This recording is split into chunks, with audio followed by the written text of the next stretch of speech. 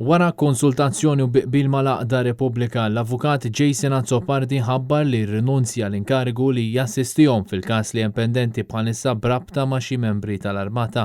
Fis-stqarrija, Jason Azzopardi qal li l-Prim Ministru Robert Abela qed imexxi kampanja razzista u orkestrata biex jintimida lil kull min jaqaflu u insista li ma jrid li b'ebda mod ix-xogħol professjonali tiegħu bħala avukat jintuża mill-Prim Ministru bħala arma biex jaljena l-poplu biex jattakka lill-Oppożizzjoni u lill-kap tal-Partit Nazzjonalista Adrian Delija.